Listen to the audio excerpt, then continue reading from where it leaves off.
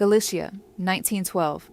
On the cliffs of the Costa da Morte, where the sea does not strike but roars with the fury of 1,000 hungry beasts, a young woman was cast out by her own blood.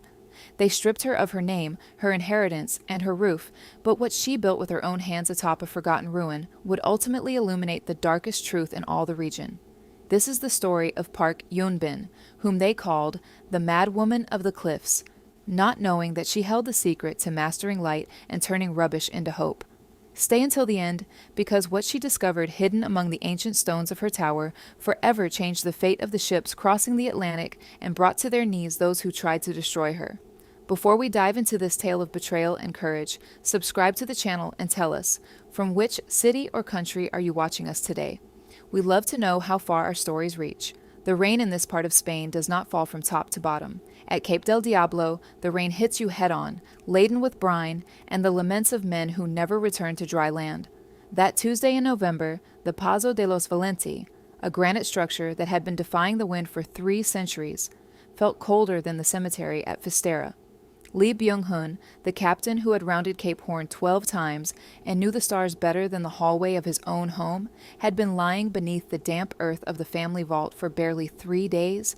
In the main hall, the scent of candle wax still mingled with the smell of old wood and the suffocating perfume of Jeon Do-yeon, the woman Byung-hun had brought from Madrid 2 years earlier, who moved through the house with the unhurried ease of a queen who has just won a war without firing a single shot. Park Eun-bin, 22 years old, stood by the window watching the waves crash against the low rocks. She wore her black morning dress, but her hands did not tremble. Her hands were like her father's, strong, accustomed to the touch of bronze sextants and the precision of navigation charts. The notary, a small man with tobacco-yellowed fingers, cleared his throat before opening the wax-sealed envelope bearing the family crest. Jeon Do-yeon sat in the leather armchair, lace handkerchief in hand, feigning a grief that never reached her eyes. By the express will of the deceased, the notary began, and Yunbin felt a sudden chill at the back of her neck. The reading was swift and cruel, like a slash of a blade in the dark. Lee Byung-hun, according to that document signed under strange circumstances, left everything to his wife, Jeon Do-yeon, the lands, the livestock, the Pazo, and even the fishing rights of the family fleet. Yunbin, his only daughter, was mentioned in a single line at the end. To my daughter, Yunbin, I leave the Torre de Breogán and whatever her own vision may be capable of reaching. A heavy silence fell, broken only by the roar of the sea outside. The Torre de Breogán was not a property. It was a ruin, a half-collapsed Roman watchtower at Cap del Diablo, the most dangerous point on the coast, a place where not even grass grew because the salt air burned the very soil. It was a final mockery, an elegant way of saying that Yunbin had nothing. Jeon Do-yeon rose, tucking away her handkerchief with an icy smile. You have until dawn to collect your things, Yunbin. I don't want your father's shadow to stop you from starting over, far from here. Yunbin did not cry. She remembered the words her father used to whisper to her as a child while they studied telescope mirrors together on summer nights. Light, Yunbin, is never lost. It only changes direction. Learn to see where others merely look.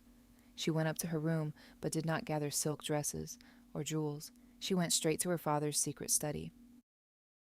There, beneath a floorboard that only the two of them knew about, she pulled out a cedar wood box reinforced with brass hinges. Inside lay Lee Byung-hun's true treasure, a collection of cut-glass lenses, concave silver mirrors, and his navigation diaries from his years in the East, filled with diagrams on optics and refraction. At 5 a.m, before the sun dared to peek above the misty horizon, Yunbin left the Pazo with a single bundle over her shoulder and the wooden box under her arm. She walked 3 kilometers along the goat path that led to the cliff. The village folk, already up for milking, watched her pass and made the sign of the cross. There goes the mad woman of the cliff, said one. Poor girl, the grief has dried out her brain. Not even the seagulls live in that tower, commented another from the tavern doorway. When Eunbin arrived at the Torre de Breogán, the wind blew with such force it seemed to want to tear the skin from her. The structure was little more than a cylinder of Roman stone, roofless, with half its walls eaten away by centuries of erosion. But Eunbin stepped through the gap that had once been a doorway, set the wooden box on the dry stone floor, and fixed her gaze on the horizon. Here, she said in a low voice, not as an apology, but as someone driving a stake into conquered ground. News that Lee Byung-hun's daughter had moved into the ruin reached the village before midday, becoming the official joke at Don Manuel's tavern. Oh Dao-su, the skipper of a fishing boat who had owed money to the late Byung-hun and was celebrating his death, roared with laughter. What is she going to eat? Stones? Drink seawater? It's a matter of a week before the first storm sends her back to the village begging on her knees. Not a single hand was offered to carry a stone. Jeon Do-yeon from the balcony of the Pazo watched the cape through her opera binoculars, satisfied to see Eunbin's solitary silhouette among the ruins. The first 3 days were a brutal battle against hunger and cold. Eunbin fed herself on barnacles she pried from the low rocks at the risk of her life, and on rainwater she collected in tin bowls. But while the village mocked, Eunbin worked. She used beach sand and fresh water from a small hidden spring to make a crude mortar. With her bare hands, she began to seal the cracks in the east wall, the one that bore the brunt of the gale. At night, she wrapped herself in her father's wool blanket and, by the light of a small candle, studied his diaries on the refraction of light. One page, in particular, written in a hurried hand, spoke of a lighting system used by the ancients in the Lighthouse of Alexandria. A single ray of light, if treated with respect and multiplied by 1,000 mirrors, can guide an entire fleet through the blindest storm, the note read. One morning, while scraping moss from the inner wall to gain a few extra centimeters of shelter, Eunbin noticed something strange in the arrangement of the stones at the base. One of them was not granite, but a slab of polished slate, set with a precision that did not seem the work of nature. Using the tip of an old knife and bleeding fingernails, she began to clean the joints. After hours of effort, the slab gave way with a groan of stone against stone. Behind it was not gold or coins. There was a deep hollow, and inside, wrapped in waxed canvas to protect it from the damp, a cylindrical leather object. Eunbin lifted it out with trembling hands.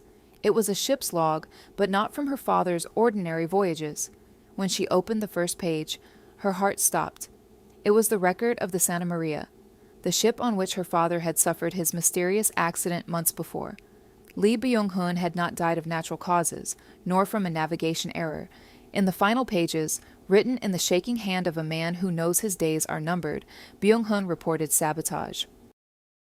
Someone had tampered with the signal lanterns that night to cause a shipwreck and collect a fictitious insurance payout, or to eliminate the captain, and the name linked to the letters sent from the port of Vigo was Jeon Do-yeon's.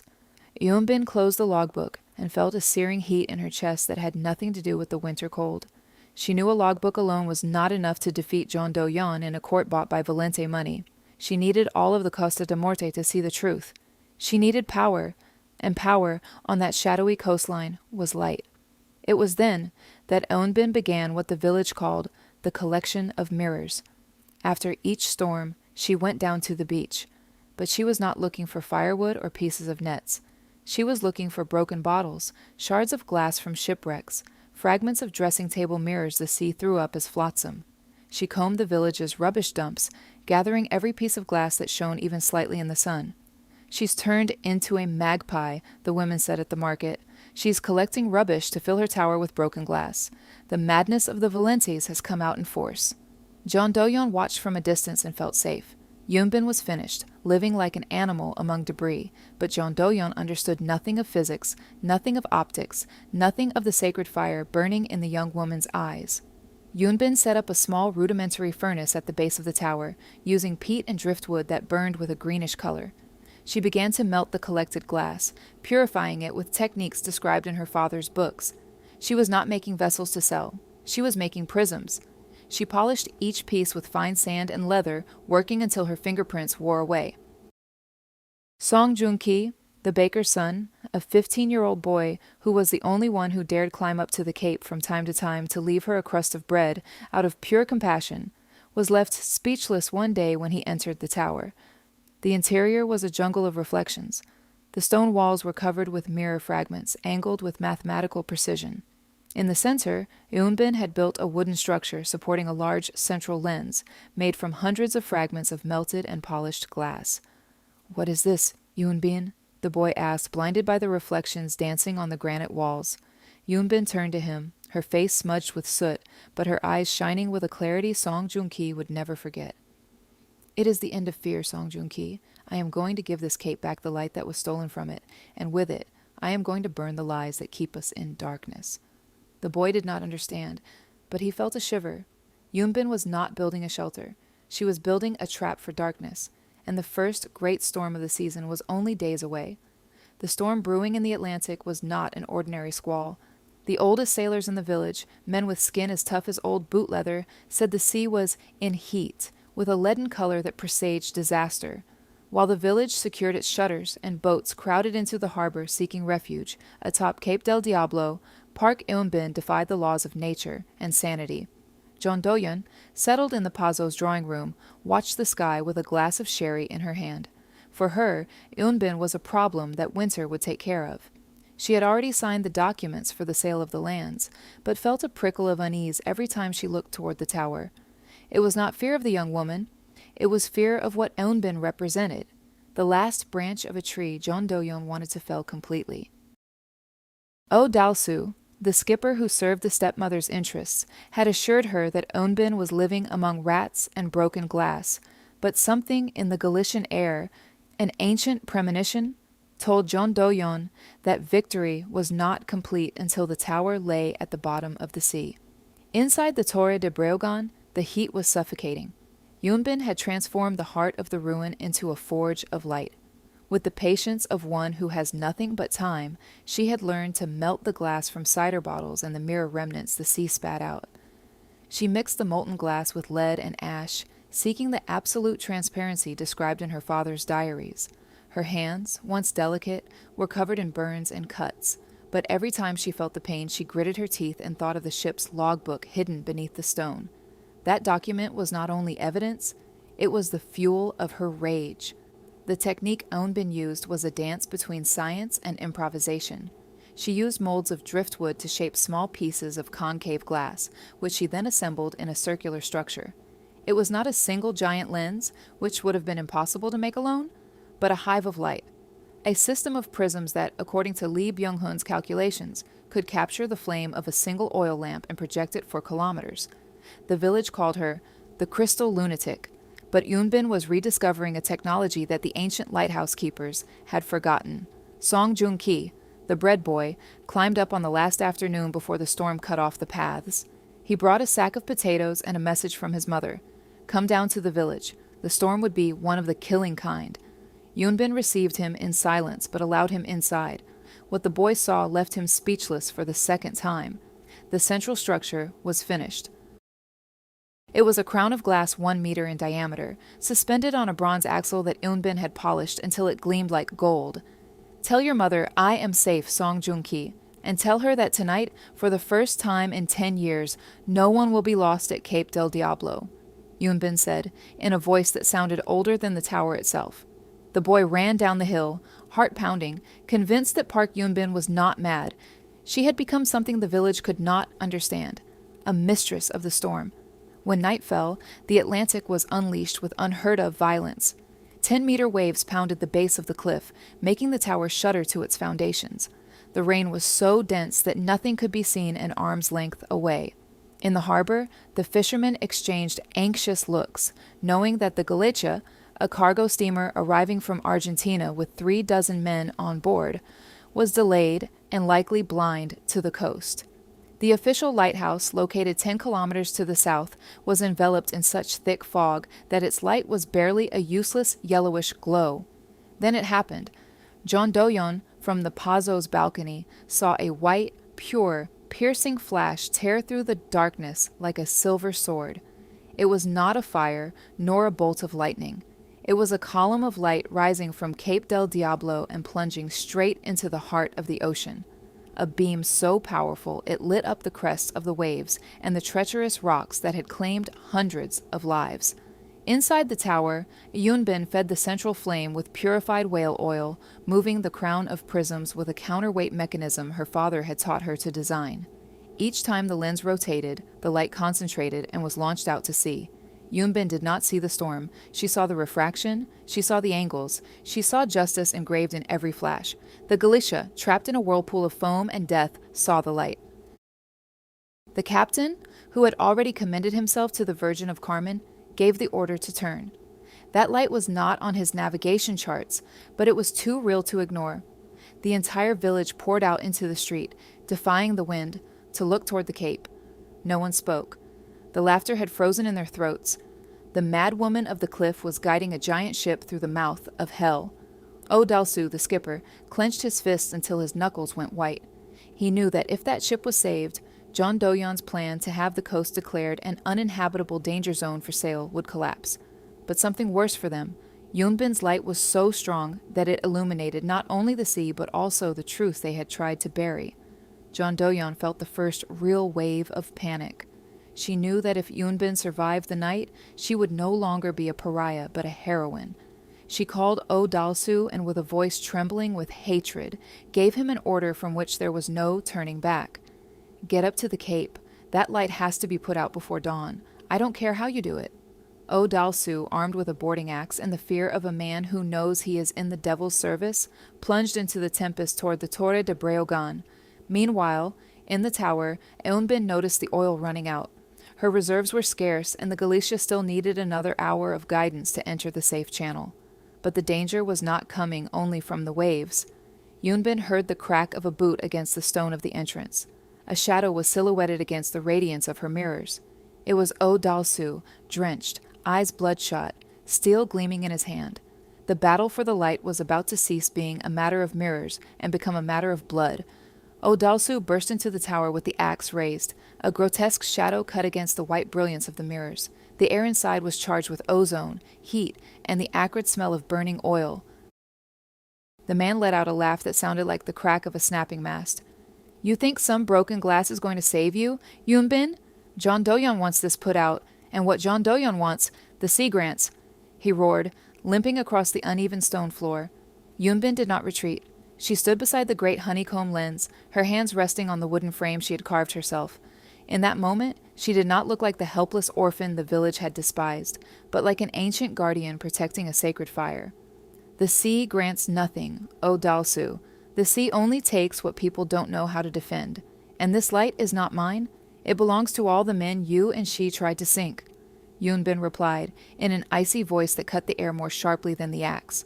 Dalsu swung the first blow. The axe sank into one of the support beams, making the lens structure shudder dangerously.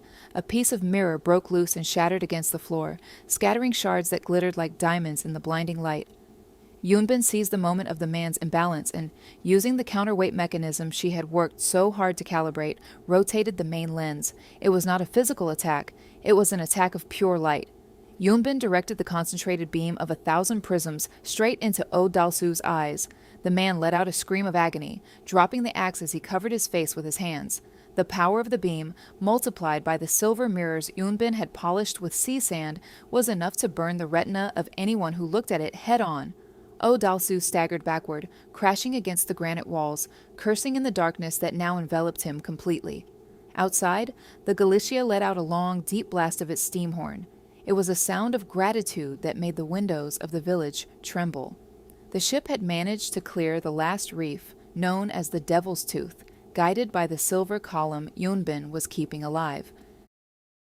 In the harbor, the fishermen, moved by the miracle, began to ready their boats. They were no longer afraid of the storm. The courage of the young woman had given back to them the pride John Doyon had stolen. Dalsu, blind and disoriented, tried to recover his axe, but Yunbin was faster. She picked up a large, sharp fragment of glass from the floor and approached the man, who was now weeping with pain and frustration. But she did not kill him. Park Yunbin was not like them. She simply held the Santa Maria ship's log in front of his face, even though he could not read it. Here is your sentence, Dalsu. Every wave you tried to use to kill my father has brought this logbook back to my hands. Tomorrow, the civil guard will know what John Doyon did on the open sea. The man, defeated by fear and blindness, crumpled into a corner of the tower, mumbling pleas for forgiveness. Yunbin returned to her lamp. The oil was on its last drops. With a steady hand that did not falter, she poured the remaining fuel in, keeping the light burning until the first ray of dawn began to tinge the Galician horizon with rose. When the storm eased and the fog lifted, the sight that greeted the village was something that would enter local legend. The Torre de Breogan, that ruin everyone had considered a pile of rubble, shone beneath the morning sun as though built of pure glass. Yunbin had sealed every crack with melted glass and mirrors, turning the Roman watchtower into a lighthouse of perpetual light. A procession of ships, led by the Galicia, approached the coast to pay homage. The steamer's captain, a gray-haired man in full-dress uniform, was the first to disembark and climb the cliff path. Behind him came half the village, including Song Joong-ki and his mother, who brought blankets and hot food. John Do-yeon, seeing the crowd in the authority uniforms approaching the Pazo, tried to flee through the back door, but the ship's logbook was already in the hands of the marine sergeant. Yunbin stepped out to the threshold of her tower. She was exhausted, her clothes in tatters and her face marked by smoke, but she walked with her back straight. The captain of the Galicia removed his cap before her in a gesture of absolute respect. "Miss Valenti, I have sailed across 5 continents and seen the greatest lighthouses in the world, but never a light as brave as yours. Today, you have saved not only my ship, you have saved the soul of this coast." John Do-yeon was arrested that same afternoon while trying to burn the legal documents linking her to the sabotage of Byung-hun's ship. Oh Dal-su's confession, combined with the evidence in the ship's logbook that Yunbin had found in the tower, was enough to send her to prison for life. The Pazo de los Valente and all the family fleet's inheritance returned to the hands of its rightful owner. But Yunbin did not immediately return to the luxury of the Pazo. She stayed in the Torre de Breogán for another week, working with Song Joong-ki and other young people from the village who now volunteered. They wanted to turn the glass rubbish dump into a permanent lighthouse, an optical engineering structure that the central government would eventually declare a national monument. The village that had laughed at her now called her the Lady of Light. Every time a ship passed Cap del Diablo, it sounded 3 short blasts as a salute to the Crystal Tower. Park Yunbin had proved that even when everything is taken from you, if you have your father's knowledge and the strength to gather the mirrors from your own ruin, you can build something that no storm will ever extinguish. The sun of Galicia, pale and hesitant, began to filter through the morning mist, illuminating the remnants of a night already etched into the collective memory of the Costa da Morte. That was no ordinary light. It was the light that comes after the judgment of the elements has been handed down. The sea, exhausted after its own roar, now rocked gently the hulls of the ships that, by a miracle of mirrors and willpower, had managed to escape the granite jaws of Cap del Diablo. Park Eun-bin stood at the top of her tower, her gaze lost on the horizon, feeling the weight of the ship's logbook against her chest. A weight now lighter, because the truth finally had wings. Imagine for a moment the silence of that morning, a silence heavier than the thunder of the storm. In the village, doors began to open cautiously. The very men who had mocked the crystal lunatic weeks before now walked toward the cliff with lowered heads, driven by a mixture of shame and a curiosity that burned in their guts. They were not climbing to mock. They were climbing because they had seen a column of silver fire rip through the night, and they knew that without that flash, they would be counting bodies on the beach today instead of celebrating life. Yunbin did not go down to meet them immediately. She took a moment to contemplate her work. The Torre de Breogán, that ruin John Do-yeon had given her as a tomb, had been transformed. The melted glass Yunbin had poured into the cracks had solidified, creating transparent veins that gleamed like diamond threads in the Roman stone. The mirrors she had collected from rubbish, polished with the sweat of her agony and the sand of the sea, now reflected the first rays of the sun, turning the watchtower into a pillar of perpetual light. This was not just a lighthouse. It was the physical proof that her father Lee Byung-hun's knowledge was an inheritance that no legal signature could take away. Eunbin's descent to the Pazo de los Valente was a procession that no one dared interrupt. She walked straight-backed, wrapped in her black wool blanket, her face smudged with soot and her hands raw, yet with a dignity that made the granite of the streets seem soft underfoot.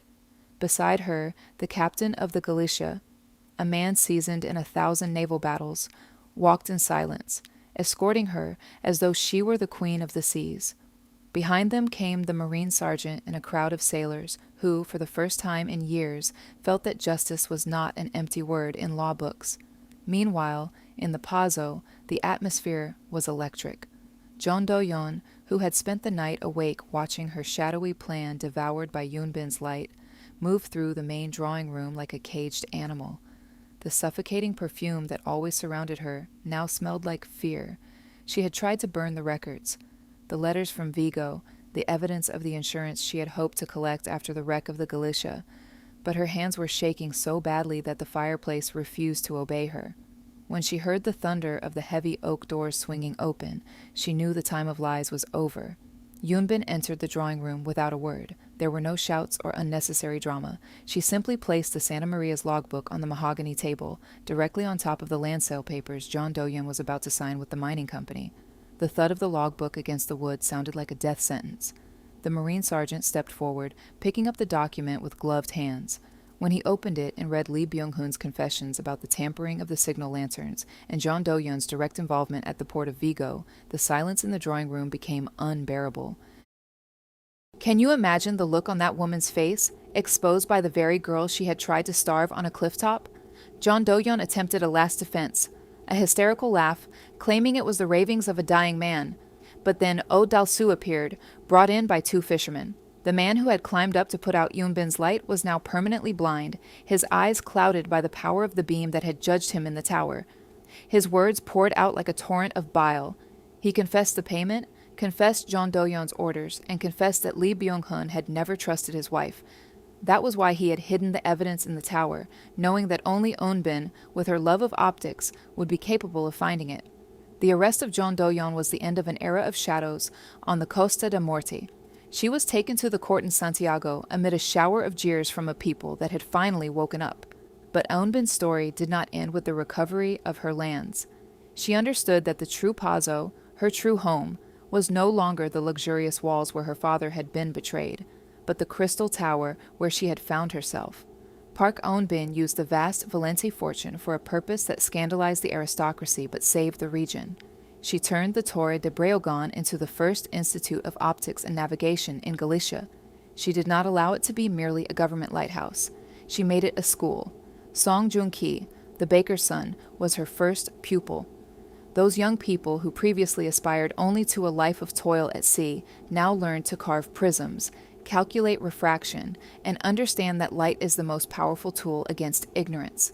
The rubbish dump of glass, as it was disparagingly called, became an engineering marvel. Eunbin perfected Fresnel lenses using her father's diagrams, creating a system that allowed light to reach 50 miles out to sea even in the densest January fog. The Torre de Breogán shone so brightly that sailors across the Atlantic began calling it the Star of the Orphans. Park Eunbin proved that heritage is not lands or money, but the knowledge that is passed on and the will not to let the flame go out, even when forced to live among ruins. Years later, Eunbin would climb to the lighthouse lantern at sunset. From there, she could see the Pazo de los Valente in the distance, now converted into a home for elderly sailors, and then she would look out to the ocean, where ships would sound 3 short blasts of salute as they passed Cape del Diablo. She would smile, knowing that somewhere in the Sea of Stars, her father, Captain Byung-hun, was watching her, with pride. She had turned her greatest defeat into a victory of eternal light. And you, what would you have done if you had been left only a ruin and a box of broken mirrors? Would you have had the courage to rebuild your life stone by stone as the Lady of Light did? Don't forget to subscribe and hit the bell, because stories like Park Eunbin's remind us that even when everything is taken from us, as long as we hold on to our vision and the desire to light up the world, we will never truly be in darkness. Leave us your thoughts in the comments and tell us which country you are joining us from on this journey through the story of light. The silence that settled on the Costa da Morte after the arrest of John Do-yeon was not the emptiness of absence, but the weight of a truth that had been buried under layers of arrogance and was now, at last, breathing to the rhythm of the tides. The entire village, which for months had watched Park Eunbin's solitary silhouette against the leaden sky with a mixture of mockery and fear, found itself suddenly staring into a mirror that did not reflect a pleasant image. Those men and women who had called the Valente heiress the crystal lunatic now walked the granite paths with their heads low, feeling that every flash still emitted by the Torre de Breogán was a silent reproach for their lack of faith. But Eunbin, in her infinite and serene wisdom, sought neither apologies nor acts of contrition. She had already found her reward in the light that kept guiding ships beyond the horizon, where sea and sky merge in a single silver embrace.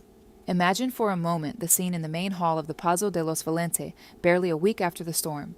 Eunbin stood there, in the same spot where the notary had read her that false will intended to condemn her to destitution. The keys to the mansion, heavy and forged in iron, rested on the mahogany table, but Eunbin did not look at them with greed. At her side, the Marine sergeant and the captain of the Galicia were reviewing the documents John Do-yeon had failed to burn. The stepmother's downfall was total. She faced not only charges of fraud and forgery, but the attempted sabotage of an international cargo steamer had elevated her crime to a matter of state. The justice of men, so often slow and erratic, had become merciless beneath the glow of Eunbin's light. Many in the village thought Eunbin would shut the tower and return immediately to the comforts of the Peizo. They expected to see her dressed in Parisian silks, attending gala masses, erasing any trace of her time on the cliff. But Park Eunbin was no longer the young woman who had left the Peizo months earlier with a wooden box under her arm. Those months of cold, of hands cut by glass, and absolute solitude had tempered her spirit in a way that Velvet could never understand. Eunbin realized that her true inheritance was not the Peizo's walls, where her father had been betrayed, but the Torre de Breogán, where she had rebuilt her life and saved others. It was then that Eunbin made the decision that would mark the beginning of a new era for all of Galicia. She decided that the Peizo de los Valente would never again be a private residence closed to the people. She used the family's vast resources to turn the mansion into a sanatorium for retired sailors and orphans of the sea. But her heart and her genius remained at Cape del Diablo. With the help of naval engineers who arrived from Madrid and London, fascinated by the story of the Lighthouse of 1,000 Mirrors, Eunbin began the definitive transformation of the ancient Roman watchtower. It was not merely about repairing the walls. Eunbin wanted to bring the science of optics to a level her father had only dreamed of. She installed a rotation system on a mercury bath, a revolutionary technique that allowed the enormous crown of lenses to turn with the simple push of a clockwork mechanism, frictionlessly, sending beams of light visible 50 nautical miles away. Most remarkably, Eunbin insisted that the original lenses, those she had melted from broken bottles and shipwreck mirrors during her nights as an outcast, remain at the heart of the lighthouse. That light has memory, she told the engineers. It is the light that learned to shine in the deepest darkness. Song Joong-ki, the boy who had brought her bread when everyone turned their backs on her, was appointed by Eunbin as her first maintenance officer. But Eunbin went further. She founded the Academy of the Light of Breogán. She did not want to be the only one who knew the secrets of refraction and prism cutting. Each morning, a group of young people from the village, the children of humble fishermen, climbed to the cape not to mock, but to learn physics, mathematics, and astronomy. Eunbin taught them that science was not a luxury for the wealthy of the Peizo, but a survival tool for people of the sea. She showed them how a curved surface could capture the spark of an oil lamp and turn it into a guide for the world. Meanwhile, in the prison in Santiago, John Do-yeon was living out her own poetic punishment. It was said that the woman would spend hours in her cell covering her eyes every time sunlight came through the bars. For her, the clarity of day had become a torment, a constant reminder that her ambition of shadows had been defeated by a young woman who had seen treasure where she saw only rubbish. John Do-yeon, who had always wanted to possess the land, ended her days in a square of concrete, while Eunbin, whom she had left with nothing, became the owner of the horizon.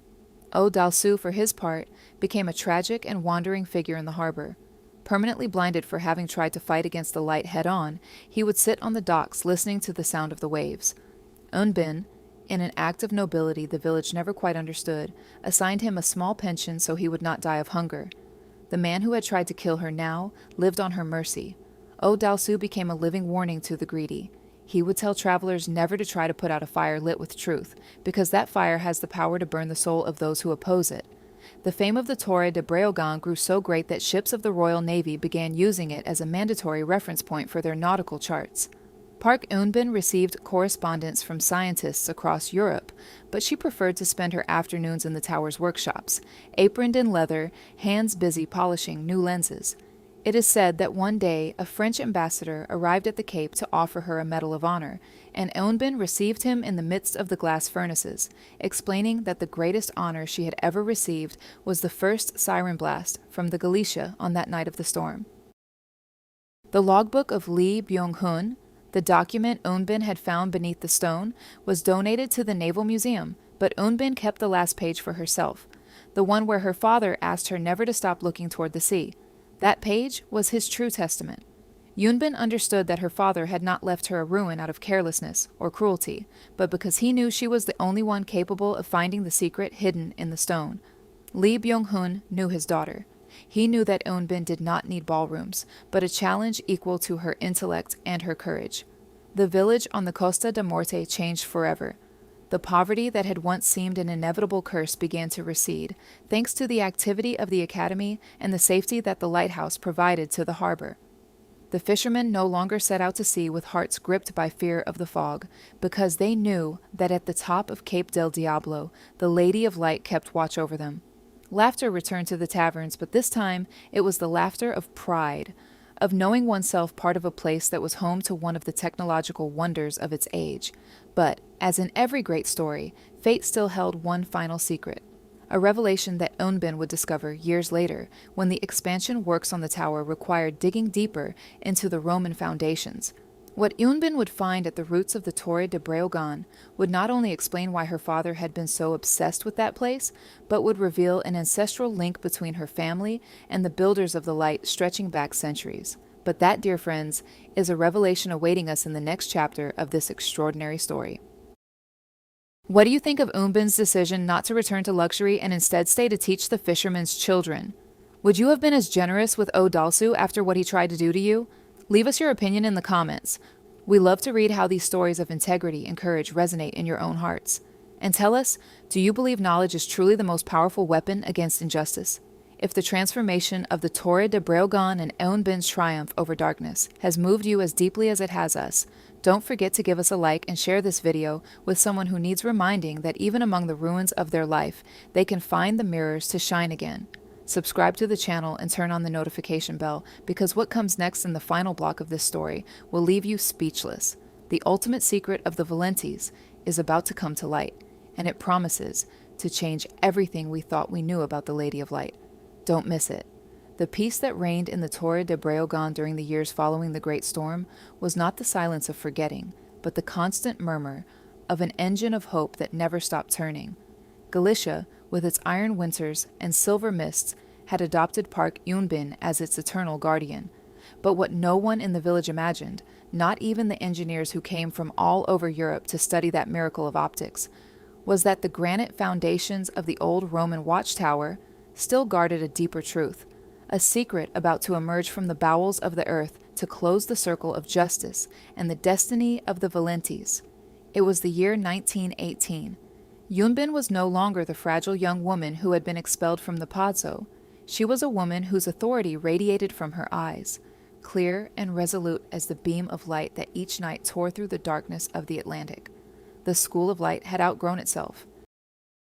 The fishermen's sons, now expert prism cutters and cartographers, needed more space for their workshops and laboratories.